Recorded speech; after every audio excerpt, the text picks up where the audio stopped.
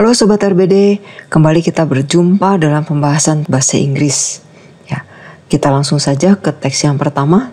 Mari kita lihat. Ini berbicara mengenai hiu. Ya, sharks have gained an unfair reputation for being fierce predators of large sea animals. Jadi hiu itu memiliki reputasi yang kurang adil, kurang fair sebagai predator yang jahat katanya dari hewan-hewan besar di laut. Ya. Humanity's unfounded fear, jadi ketakutan manusia yang tidak berdasar dan juga kebencian manusia terhadap hiu itu, ya, is leading to a worldwide slaughter, ya, akhirnya menyebabkan pembantaian besar-besaran di seluruh dunia that may result in the extinction of many coastal shark species, sehingga bisa menyebabkan punahnya spesies hiu ini. The shark is the victim of a warped attitude. Jadi hiu adalah korban dari perilaku yang menyimpang, warped, ya, perilaku yang menyimpang dari proteksi alam liar. Nah, we strive only to protect the beautiful, non-threatening parts of our environment. Ya, kecenderungan manusia memang hanya melindungi makhluk-makhluk yang cantik-cantik, yang tidak mengancam, begitu ya. And in our efforts to restore only non-threatening parts of our earth, we ignore other important parts. Karena usaha-usaha manusia itu hanya menjaga atau melindungi bagian-bagian atau makhluk-makhluk yang tidak mengancam, sesungguhnya kita sedang mengabaikan bagian penting lainnya. Paham ya? Jadi kita bisa tebak bahwa perilaku manusia yang hanya melindungi makhluk-makhluk yang baik-baik, yang cantik-cantik, ya. Sementara hiu sepertinya dianggap sebagai makhluk jahat dan dibantai, ya, sesungguhnya itu adalah perilaku yang menyimpang dari proteksi alam liar. Ya. Paragraf kedua kita bisa lihat di sini, ya, a perfect illustration of this attitude. Jadi ilustrasi sempurna dari this attitude, ya, perilaku yang mana? Yang menyimpang tadi is the contrasting attitude toward another sea large animal, the dolphin.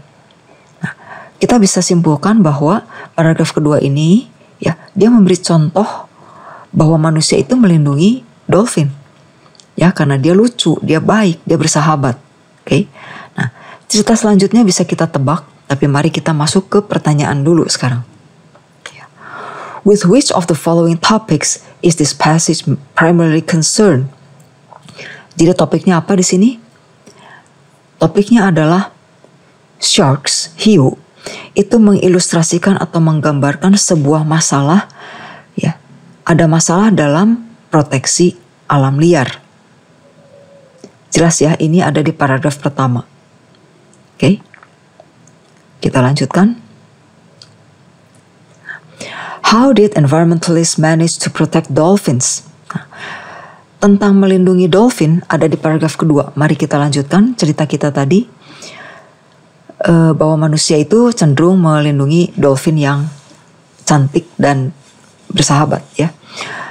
Di tahun 80-an, para pencinta lingkungan di Amerika Serikat itu protes, ya, protested the use of drift nets. Mereka protes menggunakan jala untuk menangkap tuna di lautan Pasifik, ya. Karena jala ini juga bisa menangkap dolphin.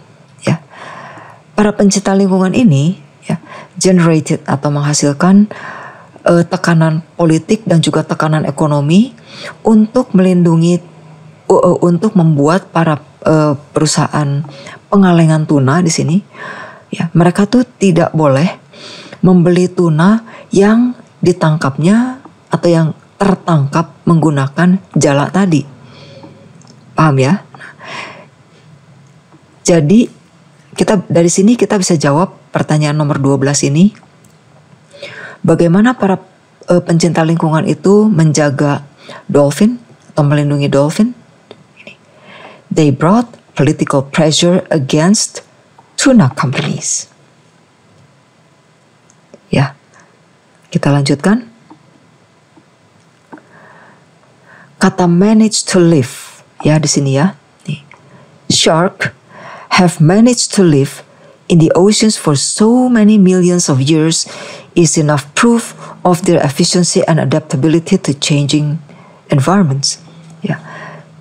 Hiu dikatakan di sini sudah bertahan hidup selama 350 juta tahun lamanya dengan kondisi bumi yang sudah sangat berbeda ya dulu dan sekarang. Berarti kalau dia tetap masih ada, artinya dia tuh manage to live itu berjuang untuk hidup. Artinya bertahan hidup itu sebetulnya sulit buat mereka. Surviving was difficult. Ya. Kita lanjutkan. Which of the following best describes the organization of this passage? Organization of this passage. Ya. Artinya adalah pengaturan paragraf dari bacaan ini. Ya. Apakah itu diatur dengan order of importance? Artinya makin ke bawah makin penting. Paragraf kedua lebih penting daripada paragraf pertama, begitu? Enggak ya. Yang B adalah statement and example.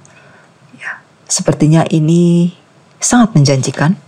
Statement di sini dikatakan bahwa hiu itu menggambarkan sebuah reputasi yang tidak fair mengenai perlindungan satwa liar. Ya. Lalu di bawahnya ini diberikan contoh ya, antara hiu dengan dolphin. Dolphin itu sangat dilindungi, sementara hiu itu dibantai. Ya. Berarti jawabannya yang B. Okay. Jika jawabannya cause and effect, maka yang paragraf 1 adalah penyebab, paragraf kedua adalah dampaknya. Chronological order berarti ada timeline, ada runutan waktu begitu. Problem and solution berarti paragraf pertama itu masalahnya, paragraf kedua itu solusinya. Ya, jawaban yang tepat di sini adalah yang B. Kita lanjutkan. The author uses the phrase weeding out. Ya, weeding out di sini ya, artinya apa? Kita lihat. They are extremely efficient animals. They di sini maksudnya adalah hiu, sharks. Jadi ikan-ikan hiu itu adalah hewan-hewan yang sangat efisien.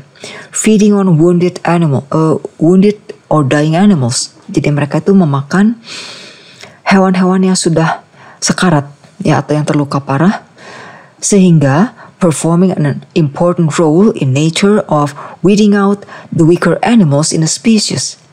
Jadi dia mengeluarkan spesies-spesies yang lemah. Ya, nah, berarti kata weeding out memiliki makna getting rid of atau membuang something that is unwanted. Ya. Baik, kita sudah selesaikan teks yang kedua. Demikianlah pembahasan ini. Ya, terima kasih Sobat RBD. Kita akan berjumpa lagi dalam pembahasan selanjutnya. Sekian untuk video kali ini. Terima kasih udah nonton video dari Rumul Belajar Digital. Jangan lupa cek website rbdigital.id buat ikutan tryout kami dan lihat pembahasan lengkapnya ya.